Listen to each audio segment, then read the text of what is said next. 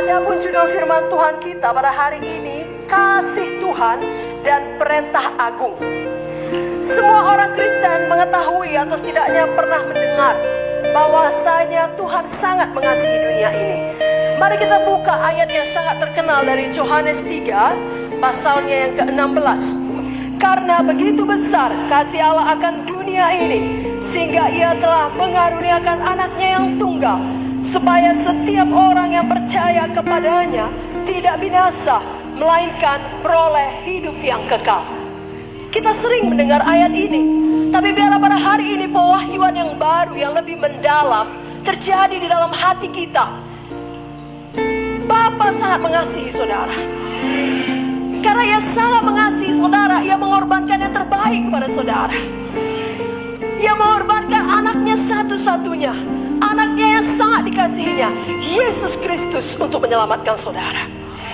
Supaya setiap orang, bukan hanya kita, tapi seluruh umat manusia, bila percaya kepada Yesus, bila menerima Yesus sebagai juru selamatnya, maka mereka tidak lagi masuk hukuman yang kekal, tapi masuk ke dalam kehidupan yang kekal. Dan kita sudah mengetahui tadi bahwa setiap orang yang percaya pada Yesus, siapa saja, bukan setiap orang Kristen, tapi setiap orang, kasih Yesus menembus semua batas-batas. Kasih Yesus mau merangkul semua umat manusia. Kasih Yesus mau semua orang beroleh hidup yang kekal. Tidak ada yang perlu binasa, tidak ada yang perlu dihukum. Untuk itulah Yesus datang. Itulah besarnya kasih Tuhan kepada kita. Itulah dahsyatnya kasih Bapa di sorga kepada manusia. Karena kasih Bapa lah kita beroleh hidup yang kekal. Kasih-Nya lah yang menahan Dia di kayu salib.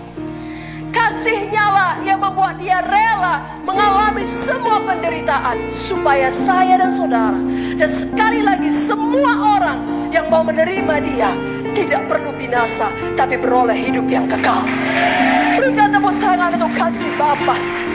Oh saudaraku, kalau ada hari ini saudara merasa tidak dikasihi, jangan terima tipu daya setan. Siapapun saudara, tua muda, kaya miskin, saudara dikasihi oleh Tuhan. Saudara telah dikaruniai, disiapkan, diberikan hidup yang kekal. Apa itu hidup kekal? Artinya hidup kita tidak berakhir ketika kita menghembuskan nafas terakhir kita di dunia ini, tetapi hidup kita terus berlanjut. Dan ketika hidup kita berlanjut, itu tidak berlanjut di neraka, tetapi berlanjut di sorga bersama-sama dengan Tuhan Yesus. Bapak ibu saudara, sebenarnya tidak seorang pun di antara kita, bahkan tidak ada seorang manusia pun yang layak untuk masuk sorga. Karena sorga adalah tempat tinggal Tuhan yang kudus. Sorga itu juga kudus. Sedangkan kita semua umat manusia dilahirkan di dalam dosa. Dan sebagai orang berdosa, seharusnya kita menerima hukuman akibat dosa kita. Roma 3 ayat 23 dengan jelas mengatakan, semua orang tanpa kecuali telah berbuat dosa dan telah kehilangan kemuliaan Allah. Saudaraku, tapi Tuhan Yesus tidak mau membiarkan kita mati di dalam dosa kita. Dia berikan jalan keluar kepada kita. Efesus 2 ayat 1-3. Saudara bisa membuka Alkitab saudara.